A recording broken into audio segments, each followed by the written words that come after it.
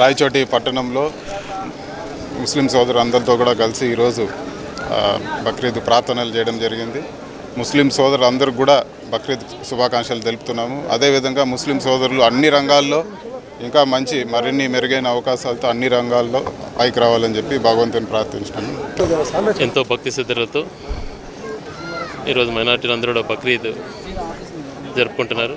ముస్లిం సోదరులందరికీ బక్రీద్ శుభాకాంక్షలు తెలియజేస్తూ మత సామరస్యానికి ప్రతీకగా నిలిచినటువంటి రాయచోటి పట్టణంలో ఎప్పటి నుంచో హిందువులు ముస్లింలు అందరూ కూడా కలిసి అందరూ ఏ పండుగనైనా అందరూ కలిసి జరుపుకోవడం జరుగుతుంది.